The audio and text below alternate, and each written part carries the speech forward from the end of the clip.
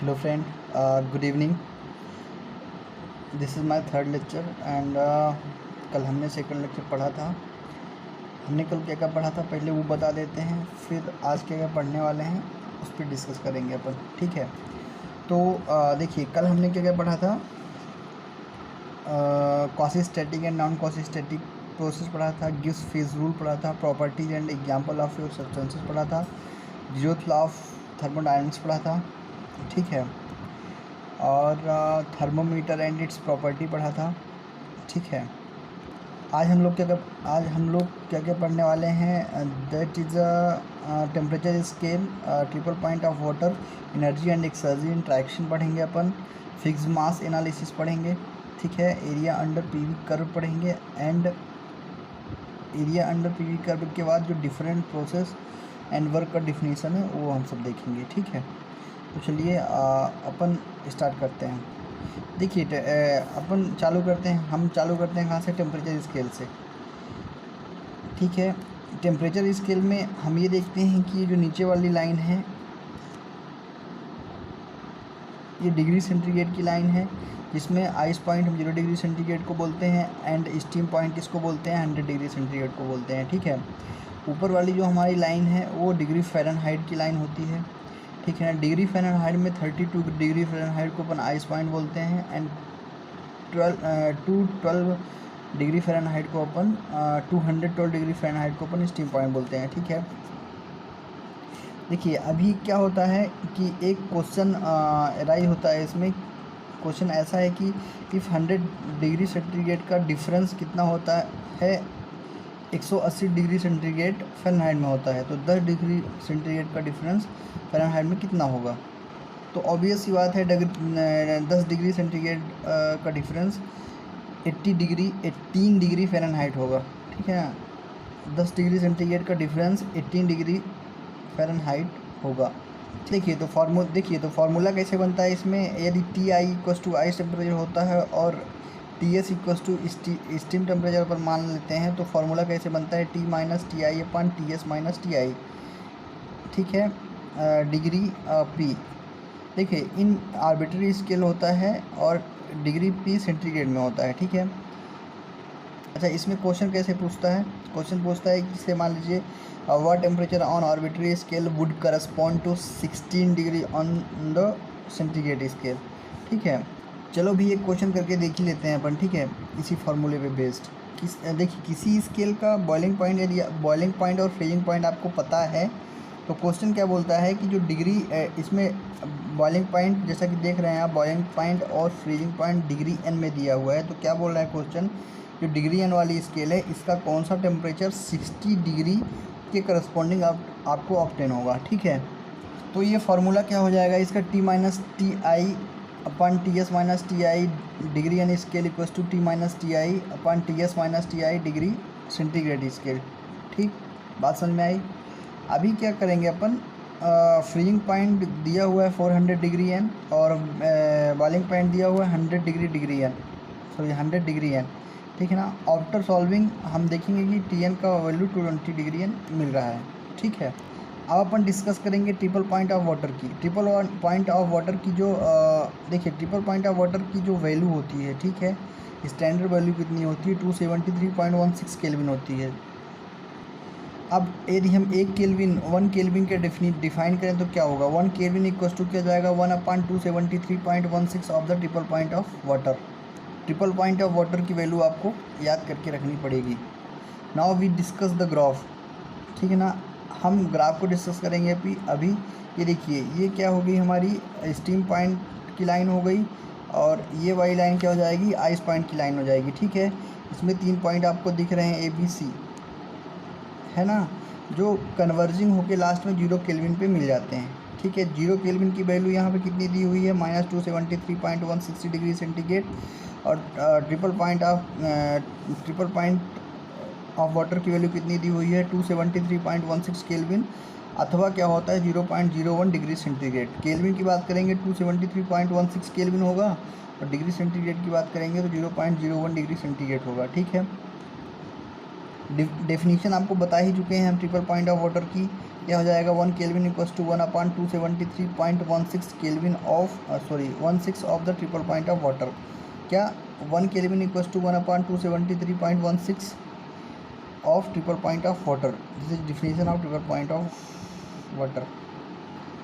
देखो अभी हम बात करेंगे इसकी 0 केल्विन क्या होता है। 0 kelvin is the temperature which is independent of the nature of material because at 0 kelvin all molecular motion ceases. ये हिंदी में क्या, इसका हिंदी मतलब ये होगा 0 केल्विन टेम्परेचर वो टेम्परेचर होता है जहाँ पे जहाँ पे मटेरियल का नेचर इंडिपेंडेंट हो जाता है, क्योंकि 0 केल्विन पे ऑल मोलिकुलर मासेस सीज हो जाता है। ठीक है ना, 0 केल्विन पे ऑल मोलिकुलर मासेस सीज हो जाता है और इस पर मटेरियल का नेचर इंडिपेंडेंट 0 केल्विन पे मटेरियल का नेचर इंडिपेंडेंट हो जाता है। बात समझ में आई। देखिए केल्विन स्केल क्या होता है, एक एब्सोल्यूट स्केल होता है जो इंडिपेंडेंट होता है प्रॉपर्टी ऑफ द मटेरियल से। Kelvin scale is absolute scale which is independent of the property of the material. तीसरा नोट पॉइंट ये है कि kelvin scale also called single point reference scale because you have selected only one reference point which is called is a triple point of water. ठीक है, now we are talking about energy and energy interaction. ठीक है, energy क्या होती है हमने previous classes में आपको बताया है कि energy is actually any ability to change the system is called energy। any ability to change the system is called energy। ठीक है, एनर्जी कितने, देखिए एनर्जी किससे मिलके बना होता है। यदि हम इसकी बात करें तो एनर्जी मिलके बना होता है किससे, माइक्रोस्कोपिक एनर्जी से एंड मैक्रोस्कोपिक एनर्जी से। ठीक है, तो अभी देखेंगे माइक्रोस्कोपिक एनर्जी का क्लासिफिकेशन क्या होता है एंड मैक्रोस्कोपिक एनर्जी का क्लासिफिकेशन क्या होता है। तो हम देखते हैं कि माइक्रोस्कोपिक एनर्जी का क्लासिफिकेशन देख लेंगे अपन। तो इंटरनल एनर्जी होता है, इंटरनल एनर्जी भी 4 तरीके से क्लासीफाई की गई हैं, जिसमें से पहला है sensible energy. Sensible energy actually random form of energy होता है। फिर अपन बात करेंगे लेटेंट एनर्जी, फिर थर्ड होता है केमिकल एनर्जी, फिर फोर्थ होता है न्यूक्लियर एनर्जी। उधर मैक्रोस्कोपिक एनर्जी की बात करें तो mainly consist of 2 energy. First है energy due to bulk motion that is known as kinetic energy and second हो जाएगा energy due to bulk position that is known as potential energy. या getting my point ना, कि energy का एक छोटा सा हम एग्जांपल लेते हैं किसका, वाटर मॉलिक्यूल्स का। ठीक है, देखिए यदि अपन वाटर मॉलिक्यूल्स को अपन ब्रेक करते हैं तो इसमें H में पॉजिटिव मॉलिक्यूल्स होगा, पॉजिटिव चार्ज होगा, O में निगेटिव चार्ज होगा और H में पॉजिटिव चार्ज होगा। यदि हम इस H और O की बात करें, ठीक है ना, यदि इसको हम बीच से ब्रेक करते हैं, तोड़ते हैं इसके बॉन्ड को between hydrogen and oxygen atom, then amount of energy associated होगी जिससे हम केमिकल एनर्जी बोलते हैं। इसके और इसके बीच में, ठीक है, ब्रेक के बॉन्ड को यदि हम ब्रेक करते हैं तो जो एनर्जी हमें मिलती है उसे हम क्या बोलते हैं, केमिकल एनर्जी बोलते हैं। सपोज ये नेबर्स में दूसरे मॉलिक्यूल्स के साथ जुड़ा हुआ है। ठीक है, तो इसमें इसको हम इस O को नेगेटिव चार्ज देंगे, इस H को हम पॉजिटिव देंगे, H को पॉजिटिव देंगे। ठीक है ना, तो यदि O और H के बीच के बॉन्ड को हम तोड़ते हैं तो इस बॉन्ड को तोड़ने के लिए जो एनर्जी चाहिए होगी उसे हम लेटेंट एनर्जी बोलते हैं। बात समझ में आई। अभी हम क्या कर रहे हैं, एनर्जी खेल रहे हैं, लेकिन हमें पता होता नहीं है ये चीज़ कि एनर्जी कितने फॉर्म में ट्रांसफॉर्म हो सकती है। ठीक है ना, तो अपन डिस्कस करेंगे कि एनर्जी कितने फॉर्म में ट्रांसफ़र हो सकती है। तो आइए देखते हैं। Energy transfer is take place majorly by 3 property. ठीक है, फर्स्ट क्या है, heat interaction, second work interaction and third mass interaction. ठीक है, देखिए वर्क को समझने के लिए एक छोटा सा एग्जांपल लेते हैं अपन। देखिए एग्जाम्पल को आप बहुत अच्छे गौर से देखेंगे क्योंकि एग्जाम्पल आपके बहुत सारे कंसेप्ट क्लियर कर देगा। अपन जो प्रीवियसली वर्क सराउंडिंग पढ़े हैं, सिस्टम पढ़े हैं, बाउंड्री पढ़े हैं, ठीक है ना, प्रोसेस पढ़े हैं, प्रोसेस पाथ पढ़े हैं, सारा डाउट आपका इसमें क्लियर हो जाएगा। सबका यूज इस एग्जाम्पल में आप कर सकते हैं। ठीक है, अभी देखिए, अभी ये क्या है, बैटरी लगी हुई है। बैटरी को हम किससे जोड़ते हैं, वायर के थ्रू मोटर से जोड़ते हैं। मोटर में शाफ्ट लगी हुई है, ठीक है ना। शाफ्ट, इस सॉफ्ट में हम क्या करते हैं, वेट को हैंग कर देते हैं। ठीक है, अभी जैसे जैसे मोटर बैटरी से एनर्जी निकलेगी, बैटरी वर्क करेगा तो मोटर चलेगा तो सॉफ्ट घूमेगा तो हमारा जो वेट है ये ऊपर उठेगा। इनिशियली हम क्या करते हैं कि इस बैटरी को सिस्टम मानते हैं, सिस्टम मान के चलते हैं, ठीक है ना। सिस्टम, इसको क्या नाम देंगे, ए सिस्टम, ठीक है। फिर बैटरी को अपन छोड़ देते हैं, बैटरी और मोटर को सिस्टम मान के रखते हैं, मानते हैं, और इसका नाम दे देते हैं बी। और फिर बैटरी मोटर दोनों को लेकर चलते हैं और तीसरा सिस्टम मान लेते हैं ये, जिसको नाम दे देते हैं क्या, सी, ठीक है। तो देखिए अभी हमने क्या पढ़ा था, सिस्टम पढ़ा था, बाउंड्री पढ़ा था, सराउंडिंग पढ़ा था, सब कुछ पढ़ा था ना। अभी देखो बैटरी ए को जो हमने सिस्टम मान लिया, ठीक है ना, तो बैटरी ए के बाहर का जो एरिया होगा पूरा, वो हमारे लिए क्या हो जाएगा, बैटरी ए के लिए क्या हो जाएगा, सिस्टम ए के लिए क्या हो जाएगा, सराउंडिंग का काम करेगा, ठीक है। और जो बैटरी ए की जो सिस्टम ए की ये जो लाइन है, ठीक है ना, ए को तो सिस्टम मान ले, लेकिन सिस्टम ए की जो लाइन है ये सिस्टम और सराउंडिंग के बीच को डिवाइड करने का काम कर रहा है, जिसे अपन क्या बोलते हैं, बाउंड्री बोलते हैं। बात समझ में आई, ठीक है। तो आपको यहाँ पे पूरा सिस्टम, बाउंड्री और सराउंडिंग का डाउट कंफर्म होना चाहिए। ये हमारा क्या हो जाएगा, पूरा ये हमारा सिस्टम हो जाएगा। एक के बाद जो ये लाइन दिख रही है वो हमारा क्या हो जाएगा, बाउंड्री हो जाएगा। लाइन के तुरंत बाद का एरिया जो होता है वो सराउंडिंग हो जाएगा। ये पूरी चीज़ें, यही चीज़ ए, बी और सी में भी लागू होगा, ठीक है। अभी देखिए हम ए की बात करते हैं, तो ए कुछ ना कुछ वर्क करेगा, क्योंकि इसमें बैटरी लगी हुई है। बैटरी कोई कुछ ना कुछ फोर्स जनरेट करेगी जिससे हमारा मोटर चलेगा, ठीक है ना। और हम सिस्टम मान लेते हैं ए को। बी में चलते हैं, बी भी वर्क इज़ डन बिकॉज किसके द्वारा वर्क डन होगा, मोटर के द्वारा, क्योंकि बैटरी से कुछ करंट आएगी तो मोटर रोटेट करेगा, तो हम बी को सिस्टम मान लेंगे, ठीक है ना। बी में भी कुछ ना कुछ वर्क तो होगा ही। लेकिन जब हम सी की बात करते हैं तो सी में वर्क इज़ नॉट डन, कोई भी काम नहीं होगा इसमें, भले ही आपने सी को सिस्टम माना हो या ना माना हो। देखिए जब work is done by system की बात होती है तो उसका मतलब ये होता है कि कुछ ना कुछ एनर्जी, कुछ ना कुछ काम हो रहा है बाय द फोर्स, ठीक है ना, इन the form of the force. कुछ ना कुछ सिस्टम एंड सराउंडिंग में काम हो रहा है इन द फॉर्म ऑफ फोर्स। यदि इंग्लिश में बात करें, the work is done by the system, it means the energy interaction is taking place between system and surrounding in the form of force, ठीक है। देखिए जब ए को सिस्टम माने थे अपन, तब ए हमारा सराउंडिंग पर वर्क कर रहा था in the form of force. Electrical energy transfer in the environment in the form of force, so matter gets rotated, ठीक है। तो ये work done by the system by convention हम क्या ले सकते हैं, ठीक है। देखिए क्या होता है कि थर्मोडायनामिक्स में दो चीज़ होती है, एक work done by the system होता है, एक work done on the system होता है। जब work done by the system की बात होती है मतलब सिस्टम के द्वारा काम किया जा रहा है, और जब सिस्टम के द्वारा काम किया जाता है तो बाय कन्वेंशन उस वर्क को हम क्या लेते हैं, वर्क को हम क्या लेते हैं, पॉजिटिव लेते हैं। अच्छे से सुनने की बात है, जब सिस्टम के द्वारा काम किया जाता है, by work done by the system होता है तो उसे हम साइन कन्वेंशन उसमें क्या लेते हैं, पॉजिटिव लेते हैं। लेकिन जब work done on the system होता है, सिस्टम पर वर्क होता है, तो वहाँ पर हम क्या लेते हैं, वर्क को निगेटिव लेते हैं, ठीक है ना। ये बहुत ही इम्पोर्टेंट है, भर भर के क्वेश्चन आए हुए हैं, आए थे, आएंगे। सीधा आता है work done by the system, work done on the system और साइन कन्वेंशन। यदि आप नहीं ध्यान दिए तो क्वेश्चन आपका गलत हो जाएगा। जैसे अपन पिस्टन, एक वर्क डन का एग्जांपल लेते हैं, पिस्टन सिलेंडर अरेंजमेंट। अभी इसमें देखिए, अभी इसमें हम पिस्टन लेते हैं और ये सिलेंडर लेते हैं, और ये पिस्टन हुआ, इसमें गैस भरी हुई होती है। जब हम ऊपर से पिस्टन को दबाएंगे और इस अंदर ये देखिए, इसको हम क्या मान के चल रहे हैं, सिस्टम मान के चल रहे हैं, इस गैस को हम सिस्टम मान के चल रहे हैं, ठीक है ना। तो जब हम ऊपर से पिस्टन को दबाएंगे तो सिस्टम पर वर्क हो रहा है। जब सिस्टम पर वर्क हो रहा है मतलब सिस्टम पर on, work done on the system होता है, तो हम साइन कन्वेंशन क्या लेते हैं, निगेटिव लेते हैं। लेकिन इसी सिलेंडर और पिस्टन में जब हम नीचे आग लगा देते हैं बर्नर के थ्रू, तो इसमें उसमें कंप्रेशन हो रहा था, इसमें एक्सपांशन होगा। एक्सपांशन होगा तो पिस्टन हमारा ऊपर को धकेलेगा, है ना, प्रेशर बनेगा, तो ऊपर जब धकेलेगा तो सिस्टम के द्वारा वर्क हो रहा है। सिस्टम मतलब स्टीम ना पिस्टन को ऊपर धकेल रहा है माय डियर। तो जब स्टीम पिस्टन को ऊपर धकेल रहा है तो सिस्टम के द्वारा काम हो रहा है। जब सिस्टम के द्वारा काम होता है तो पॉजिटिव होता है। देखो हम किसी चीज़ के ऊपर काम करें तो मतलब हमारी एनर्जी है ना, मतलब हमारे पास प्लस एनर्जी तो हम दे रहे हैं। कोई हमें ही धकेल दे, मतलब हम हमारे पास एनर्जी ही नहीं है, मतलब निगेटिव हम हैं।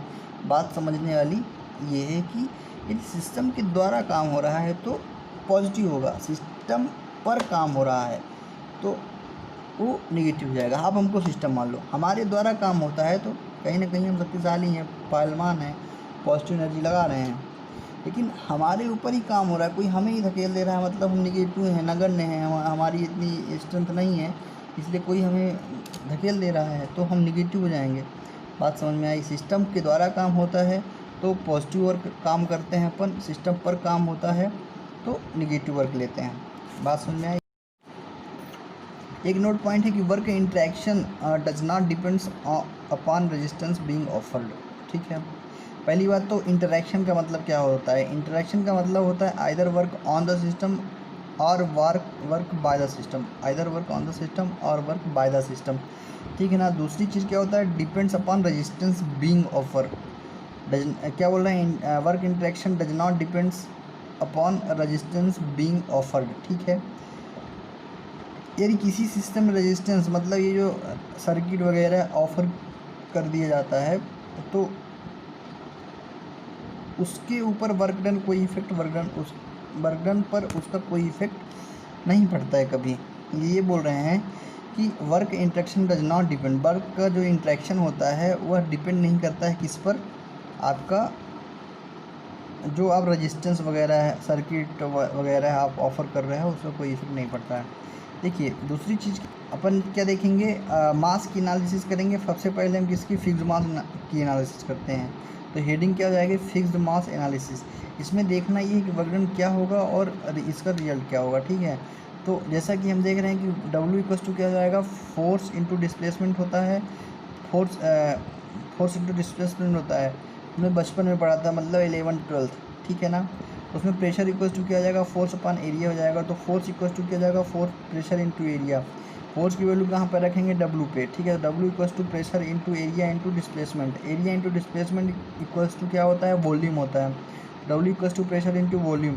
अब देखिए यहाँ पे वॉल्यूम, देखिए प्रेशर क्या होता है? इंटेंसिव प्रॉपर्टी होती है। वॉल्यूम क्या होता है? एक्सटेंसिव प्रॉपर्टी होता है। माय डियर, बहुत ही इंपॉर्टेंट क्वेश्चन है ये, कई बार आ चुका है कि क्वेश्चन कैसे पूछता है? वर्क प्रॉपर्टी है, फिर इन द ब्लैंक में पूछ लेगा वर्क प्रॉपर्टी है क्या? एक इंटेंसिव, एक एक्सटेंसिव, दो एक्सटेंसिव प्रॉपर्टी है और दो इंटेंसिव प्रॉपर्टी है।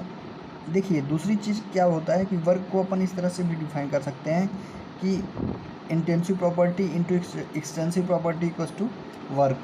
ठीक है ना। वर्क जो होता है इंटेंसिव प्रॉपर्टी और एक्सटेंसिव प्रॉपर्टी के गुणनफल के बराबर होता है, मल्टीपल होता है। ठीक है ना। अपन इसको भी ध्यान में रख सकते हैं। अब किसकी बात करेंगे? अब हम करेंगे प्रॉपर्टी डायग्राम की बात। ठीक है, देखिए जब प्रॉपर्टी डायग्राम की बात करते हैं तो इसमें पीवी डायग्राम आता है। पीवी डायग्राम में क्या देखेंगे कि बाई एक्सिस में क्या है? बाई एक्सिस में प्रेशर होता है, एक्स एक्सिस में क्या होता है? वॉल्यूम होता है। ठीक है, हम इनिशियली ये देखते हैं कि इनिशियली क्या होता है कि जो पिस्टन सिलेंडर अरेंजमेंट में आप अच्छी तरह से देख रहे हैं कि शुरुआत में क्या होता है कि प्रेशर बहुत हाई होता है और वॉल्यूम बहुत कम होता है। ठीक है, जैसा कि आप पिस्टन सिलेंडर में देख रहे हैं। फिर क्या होता है कि जैसे जैसे हम नीचे आ रहे हैं, ठीक है ना, तो हमारा प्रेशर कम हो रहा है और वॉल्यूम बढ़ता ही जा रहा है। ठीक है, बात समझ में आई? अभी हम क्या करेंगे कि जैसे जैसे हम बाहर बढ़ रहे हैं वैसे वैसे इसमें क्या होता है, मतलब डिस्प्लेसमेंट हो रहा है। ठीक है, तो अपन एक छोटी सी स्ट्रिप, पीवी डायग्राम में देखिए छोटी सी स्ट्रिप पे अपन वर्क करते हैं। तो छोटी सी स्ट्रिप है इसलिए अपन डेल्टा डब्ल्यू इक्वल्स टू क्या लेंगे? Pressure into area into dx। dx क्या हो जाएगा? यहाँ पर डिस्प्लेसमेंट हो जाएगा, चूँकि स्मॉल एरिया है इसलिए अपन dx लगा रहे हैं। तो ठीक है ना, और इसमें डेल्टा डब्ल्यू इसलिए लगा रहे हैं क्योंकि ये स्मॉल अमाउंट ऑफ वर्क है। ठीक है, तो डेल्टा डब्ल्यू इक्वल्स टू क्या हो जाएगा? P इंटू वी स्वेप्ट, क्योंकि area into displacement equals to क्या होता है? वॉल्यूम होता है। स्वेप्ट वॉल्यूम क्या है? यही जो यहाँ पे दिख रहा है dx। ठीक है ना, इसके और इसके बीच की जो दूरी होती है, ठीक है, उसे हम मतलब जो इसके और इसके बीच का जो वॉल्यूम होता है उसको हम स्वेप्ट वॉल्यूम बोल रहे हैं। तो फाइनली जो फार्मूला आता है हमारा delta W equals to P D V. My dear, ये थर्मोडायनेमिक्स के इतिहास का यदि हम वर्ग की बात करेंगे तो वर्ग के लिए यह भगवान है, बहुत ही इम्पोर्टेंट फार्मूला होता है delta W equals to P D V. ठीक है ना। देखिए ये डी वी यहाँ पे क्या हो जाएगा, स्विफ्ट वॉल्यूम हो जाएगा। इस वैल्यू को होल्ड करने के लिए देखिए तो delta W equals to P dot D V है, इसको होल्ड करने के लिए कौन कौन से एजम्पशन बहुत ज़रूरी होते हैं, मतलब कहाँ कहाँ पे ये फार्मूला हमारा काम करता है। यदि वो चीज़ें नहीं होंगी तो फार्मूला हमारा काम नहीं करेगा। क्या क्या होना चाहिए, देखिए क्या क्या होना चाहिए। फर्स्ट तो सिस्टम हमारा क्लोज होना चाहिए, क्वासी स्टैटिक प्रोसेस होना चाहिए, मतलब इनफाइनाइटली फ्लो प्रोसेस होना चाहिए। तभी क्वासी स्टैटिक प्रोसेस का मतलब समझ पहले हम बता चुके हैं कि बहुत ही धीरे धीरे प्रोसेस होती है, इसीलिए इसको हम डीप लाइन में मतलब गहरे डैश डैश नगर के एकदम डीप लाइन में शो कर रहे थे, क्योंकि ये प्रोसेस बहुत ही धीरे होती है। तो मतलब सिस्टम हमारा क्लोज होना चाहिए, क्वासी स्टैटिक प्रोसेस होने चाहिए, तभी हम delta W equals to P D V लगा सकते हैं। बात समझ में आई। देखिए अभी हम क्या पढ़ेंगे, area under P V curve. P V curve के अंडर जो एरिया कैसे निकालेंगे अपन, ये हम देखेंगे। ठीक है, जैसे डायग्राम में आप देख रहे हैं, ठीक है, ये हुआ 1A2 और ये हुआ 1B2। ठीक है, अभी इसके जो बीच का एरिया है हम कैसे निकालेंगे, ये चीज़ें हम आपको बाद में बताएंगे। अभी थोड़ा सा इसमें हमें थोड़ा सा इसका आइडेंटिफिकेशन करवा दे रहे हैं, थोड़ा सा बता दे रहे हैं। डीप में अपन जब क्वेश्चन करवाएंगे आगे तब आपको समझ में आएगा कि एरिया इसका वर्कडन के बराबर कैसे होता है। तो अभी क्या होता है, D A equals to P D V और delta W equals to P D V होता है। इस तरीके से हम बोल सकते हैं कि D A equals to delta W equals to P D V. ठीक है ना। So area under the P V curve will give us the work interaction. बात में आई, area under the P V curve will give us the work interaction. पहली बार हम कौन सा लेंगे, पाथ 1A2 इक्वल्स टू क्या हो जाएगा W1A2। दूसरी बार हम क्या लेंगे, 1B2 इक्वल्स टू क्या हो जाएगा W1B2। ठीक है ना। तो भी प्लॉट तो हम देखिए तो हम देखते हैं कि क्या हो जाएगा, WA12 is not equal to W1B2 equals to, ये दोनों नहीं होंगे। क्यों नहीं होंगे, क्योंकि देखिए वर्कडन इक्वल्स टू नहीं होंगे। क्यों नहीं होंगे, क्योंकि वर्कडन जो होता है डिपेंड करता है किस पे, पाथ पे। वर्क इंटरेक्शन जो होता है पाथ फंक्शन होता है। ठीक है ना, क्योंकि work interaction is a path function. Area under the PV diagram for the work interaction will be cross system. Area under the PV diagram for the work interaction will be cross system. Important point, ठीक है, क्योंकि path function होता है। देखिए area under the PV diagram for the work interaction will be cross system. अब हम बात करेंगे कुछ इंपॉर्टेंट पॉइंट हैं जो कि वर्क ट्रांसफ़र के लिए बहुत इंपॉर्टेंट होते हैं। ठीक ना, उसको डिस्कस करते हैं अपन। तो पहला पॉइंट कौन सा है, एरिया वर्क हमारा क्या होता है, पाथ फंक्शन होता है। वर्क हमारा इनएग्जैक्ट डिफरेंशियल होता है। इनएग्जैक्ट डिफरेंशियल क्या होता है, प्रीवियस क्लास में हम आपको बता चुके हैं। ठीक है ना, फर्स्ट या सेकंड लेक्चर में कुछ है। It depends upon past history, यह पास्ट हिस्ट्री पे डिपेंड करता है। ठीक है ना। It is a boundary phenomena, यह एक बाउंड्री फिनोमिना होता है। ठीक है ना। तो पचवा क्या बोल रहा है, it is a transient phenomena. Transient मतलब क्या होता है, टाइम के साथ चेंजेस ही ट्रांजिएंट कहलाता है। ठीक है ना, टाइम के साथ चेंजेस होना ही ट्रांजिएंट कहलाता है। मतलब वर्क जो होता है टाइम के साथ चेंज होता है। ठीक है, अब हम क्या बात करेंगे, अब आपकी अगली हेडिंग क्या होना चाहिए, work interaction for various process. ठीक है, तो वर्क इंटरेक्शन में पहली प्रोसेस कौन सी होगी, नॉन फ्लो प्रोसेस। अच्छा, नॉन फ्लो होता क्या है, नॉन फ्लो होता है मास का फ्लो नहीं होगा, बट मास का फ्लो इसमें नहीं होगा।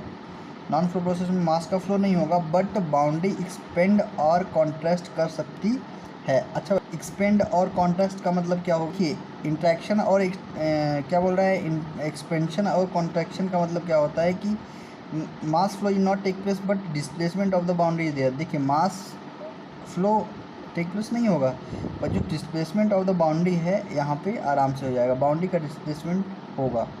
बात समझ में आई। और जब डिस्प्लेसमेंट होगा तो एक्सपेंशन और कॉन्ट्रैक्शन मतलब प्रसार होगा। और देखिए मतलब पिस्टन सिलेंडर में ही ले लेते हैं अपन, यदि बाउंड्री का डिस्प्लेसमेंट होता है तो ये तो ऊपर जाएगा, ये नीचे आएगा, नीचे आएगा तो कॉन्ट्रैक्शन होगा, ऊपर जाएगा तो एक्सपेंशन होगा। ठीक है ना। अभी हम क्या फर्स्ट क्या तो हम किसकी बात करते हैं, किस प्रोसेस नॉन प्रोसेस में पहला प्रोसेस हमारा कौन सा है, constant volume process. Constant volume process को अपन आइसोपोरिक प्रोसेस भी बोलते हैं। देखिए इस प्रोसेस में क्या होता है, वॉल्यूम हमारा कांस्टेंट होता है, मतलब डी वी इक्वस टू क्या हो जाएगा हमारा जीरो, तो delta W equals to P D V equals to zero, मतलब delta W equals to zero. तो कांस्टेंट वॉल्यूम प्रोसेस में सबसे बड़ी बात ये कि हमारा वॉल्यूम क्या हो जाएगा, कांस्टेंट हो जाएगा, पहली बात। दूसरी चीज़ क्या हो जाएगा, वॉल्यूम कांस्टेंट हो जाएगा तो उसमें कोई भी वर्क नहीं होगा, ठीक है ना, no work done take place in this system, ठीक है। लाइक एग्जांपल लेते हैं अपन, ये हो गया क्या हमारा पिस्टन सिलेंडर अरेंजमेंट, ठीक है, जिसमें हम पिस्टन को ब्लॉक कर देते हैं, सीज कर देते हैं और नीचे से अपन हीट करते हैं। तो चूँकि पिस्टन हमारा ब्लॉक है इसलिए इसमें किसी भी प्रकार की कोई मूवमेंट नहीं होने वाली है। बात समझ में आई। दूसरा प्रोसेस क्या होता है, कांस्टेंट प्रेशर प्रोसेस। इसको आइसोबेरिक या फिर आइसोपिस्टिक प्रोसेस भी बोलते हैं। देखिए कांस्टेंट प्रेशर है तो delta W equal to P D V, P constant हो जाएगा हमारा, तो delta integration of delta W equal to P हमारा बाहर आ जाएगा, P integration of D V. तो डी वी का अपन इंटीग्रेशन करेंगे W equal to P dot V two minus V one हो जाएगा। देखिए क्वासी स्टैटिक प्रोसेस के लिए pressure is uniform but it may और may not be constant. Quasi static process के लिए क्या होता है कि प्रेशर हमारा यूनिफॉर्म होगा बट यह कोई हम ये नहीं बोल सकते हैं कि यह कांस्टेंट है कि नहीं। थर्ड प्रोसेस हमारी क्या होती है, आइसोथर्मल प्रोसेस। आइसोथर्मल प्रोसेस में क्या होगा, टी हमारा कांस्टेंट हो जाएगा। बात समझिए, कांस्टेंट वॉल्यूम प्रोसेस में वॉल्यूम कांस्टेंट होता था, कांस्टेंट प्रेशर प्रोसेस में हमारा प्रेशर कांस्टेंट होता था, और आइसोथर्मल प्रोसेस में हमारा टेम्परेचर कांस्टेंट हो रहा है, ठीक है ना। W equal to integration of P D V. अच्छा पी डी वी लिखते कब हैं, आप याद करिए, हम याद दिलवाते रहेंगे कि सिस्टम फ्लो होना चाहिए, क्वासी स्टैटिक प्रोसेस होनी चाहिए, ठीक है ना। अभी क्या हो जाएगा, P equal to function of भी हो जाएगा, पी वी इक्वल टू हम जानते हैं कि एम आर टी होता है, पी इक्वल टू क्या हो जाएगा, M R T upon V, क्योंकि M R T equal to M R T constant लिख सकते हैं, तो P equal to C upon V हो जाएगा। पी की जगह यदि हम सी लिखते हैं यहाँ पे तो C upon V equal to function of V हो जाएगा, ठीक है। W equal to C L N V two upon V one हो जाएगा। अब चूँकि क्या होता है, टी कांस्टेंट है इसलिए P one V one equal to क्या हो जाएगा, पी टू वी टू हो जाएगा, तो V two upon V one equal to P one upon P two हो जाएगा, ठीक है। V two upon V one की जगह क्या अपन रख देंगे, P one upon P two रख देंगे। W equal to C L N P one upon P T. देखिए in case of isothermal initial state और फाइनल स्टेट, ठीक है ना। देखिए पी वन और पी टू जो होता है initial state, P one initial state होता है, पी टू जो होता है हमारा फाइनल स्टेट होता है, ठीक है। तो W equal to M R T, C की वैल्यू होती है क्या, M R T N V two minus V two upon V one और equal to M R T N N P two upon P one, sorry P one upon P two, ठीक है ना। ये हमारा isothermal process का formula होता है, W equal to M R T L N V two upon V one equal to M R T L N P one upon P two. देखिए V two upon V one ये देखते हैं अपन, देखिए in the form of volume देखेंगे तो M R T L N V one upon M R T L N V two upon V one हो जाएगा। In the form of pressure देखेंगे तो M R T L N P one upon P two हो जाएगा। बात समझ में आई। बहुत इंपॉर्टेंट फार्मूला है माय डियर, हर साल एक क्वेश्चन इस फार्मूले से आता ही आता है। देखिए delta W equal to P D V, ये तो भगवान वाला फार्मूला है, मतलब भगवान ही है एक थर्मोडायनेमिक्स का, इससे एक क्वेश्चन आना है। थर्मल प्रोसेस से M R T L N V two by V one और M R T L N P one by P two, इस फार्मूले से कहीं ना कहीं से एक क्वेश्चन तो आ ही जाएगा। बात समझना है, बहुत ही इम्पोर्टेंट। देखिए वर्क डन में जितनी सारी चीज़ें हैं बहुत इंपॉर्टेंट है, इसलिए पूरा कंसेप्ट आपके पूरे थर्मोडायनेमिक्स में काम करेगा। बात समझ में आई। चौथा प्रोसेस क्या होता है, एडियाबेटिक प्रोसेस। एडियाबेटिक की जहाँ बात आती है माय डियर, तो वहाँ पे हीट इंटरेक्शन मतलब क्यू की वैल्यू क्या हो जाती है हमारी जीरो। बात ध्यान में रखना माय डियर, बहुत इंपॉर्टेंट चीज़ है ये। सीधा एडियाबेटिक की जहाँ बात होती है वहाँ पे क्यू जीरो हो जाता है, no heat interaction within the system, ठीक है ना। एडियाबेटिक की बात आती है मतलब क्यू इक्वल टू जीरो हो जाएगा। भाई बिल्कुल ध्यान में रखो ये चीज़ों को, ठीक है ना। इसमें एडियाबेटिक प्रोसेस में कोई भी हीट का इंटरेक्शन, एडियाबेटिक प्रोसेस में P V power gamma equal to C का फॉर्मूला होता है। अच्छा इसको एडॉप्ट करने के लिए हमें कौन कौन से एजम्पशन लेने पड़ेंगे, तो फर्स्ट है कौन सा, एडियाबेटिक प्रोसेस हमारी एडियाबेटिक होनी चाहिए, रिवर्सिबल होना चाहिए और आइडियल गैस होनी चाहिए, ठीक है ना। अच्छा, रिवर्सिबल क्या होता है? देखिए, आपका सिस्टम और सराउंडिंग वापस से इनिशियल स्टेट में लाया जा सके, उसे हम क्या बोलते हैं? रिवर्सिबल प्रोसेस बोलते हैं। आपका सिस्टम और सराउंडिंग वापस से इनिशियल स्टेट में लाया जा सके, उसे हम रिवर्सिबल प्रोसेस बोलते हैं। देखिए, और इरिवर्सिबल क्या होता है? आपका सिस्टम और सराउंडिंग वापस से इनिशियल स्टेट में नहीं लाया जा सकता है, उसे अपन इरिवर्सिबल प्रोसेस बोलते हैं। बात समझ में आई? तो देखिए, W इक्वल्स टू क्या होता है? PdV होता है। P इक्वल्स टू अपन ऊपर से इक्वेशन, ऊपर वाले इक्वेशन से निकाल लेंगे। P की वैल्यू क्या आ जाएगी? C अपान V की पावर गामा। तो इसमें हम P की वैल्यू उठा के रख देंगे। W equals to 1 to 2 C upon V की पावर गामा dV। तो W इक्वल्स टू क्या आ जाएगा? P1 V1 minus P2 V2 upon gamma minus 1। This would be expression for the adiabatic process. यह एडिएबेटिव प्रोसेस का expression होता है। कहाँ पे काम करेगा? इसके एग्जाम्पल क्या क्या होते हैं? W equals to P1 V1 minus P2 V2 upon gamma minus 1 हम कब लिख सकते हैं? जब सिस्टम हमारा क्लोज होता है, क्वासी स्टैटिक प्रोसेस होती है और आइडियल गैस होती है, ठीक है ना।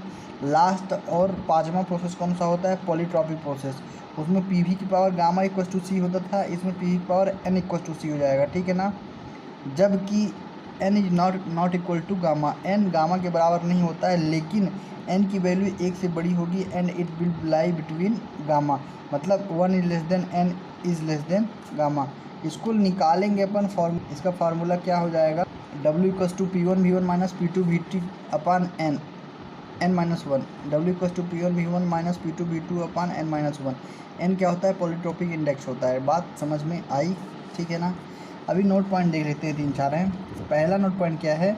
अ process said to be a reversible process if it can be reversed in such a way that without leaving any change in the system and surround, जो कि जिसे क्या बोलते हैं? रिवर्सिबल प्रोसेस बोलते हैं। ये हम पहले ही बता चुके हैं कि सिस्टम और सराउंड वापस से अपनी पहले ही वाली स्थिति में आ जाता है, तो उसे अपन रिवर्सिबल प्रोसेस बोलते हैं। देखिए, दूसरा नोट पॉइंट क्या है? क्वासी स्टैटिक कंप्रेशन और expansion of a gas will be considered as a reversible। ठीक है, quasi-static compression and expansion of a gas will be considered as a reversible। ठीक है। अभी थर्ड क्या है? नोजल एंड डिफ्यूजर का फ्लो जो होता है आइडियल फ्लो होगा और उसको रिवर्सिबल फ्लो मानेंगे, ठीक है ना। So we have neglected the viscous effect. बात समझ में आई? नोजल और डिफ्यूजर का तो आप पढ़ोगे ही आगे चल के, पावर प्लांट में पढ़ सकते हो, ठीक है। पावर प्लांट में आपको नोजल और डिफ्यूजर मिलेगा। तो देखिए, नोजल और डिफ्यूजर का जो फ्लो होता है आइडियल फ्लो होता है, ठीक है, एवं उसको रिवर्सिबल फ्लो हम मानेंगे। आइडियल फ्लो होगा तो हम उसको रिवर्सिबल फ्लो मानेंगे। और एक विस्कस इफेक्ट करके चीज़ आएगी, जब आप नोजल और डिफ्यूजर पढ़ेंगे तो वहाँ पे आपको मिलेगा विस्कस इफेक्ट, ठीक है ना। तो आइडियल फ्लो और रिवर्सिबल फ्लो के केस में हम विस्कस इफेक्ट को नेगलेक्ट करते हैं, ठीक है ना। विस्कस इफेक्ट खतरनाक होता है, वो आप उसमें पढ़ाएंगे, आपको हम ही पढ़ाएंगे पक्का, ठीक है। देखो क्या बोल रहा है? फ्रिक्शनलेस प्रोसेस क्या होती है? क्वासी स्टैटिक प्रोसेस होती है। और क्वासी स्टैटिक प्रोसेस क्या होती है? ऐसी प्रोसेस जो बहुत धीरे चलती है। पिछली बार बताया था आपको, याद रखते रहना माय डियर, पूरा सब्जेक्ट एक दूसरे से इंटर रिलेटेड है, ठीक है ना। क्वासी स्टैटिक प्रोसेस बहुत स्पीड से होती है, नॉन क्वासी स्टैटिक प्रोसेस धीरे धीरे होती है। बात समझ में आई? Are you getting my point और नॉट गेटिंग ना? Okay, bye, good night. मिलते हैं कल फिर नए वीडियो लेक्चर के साथ। तब तक के लिए गुड नाइट, सुबह खैर।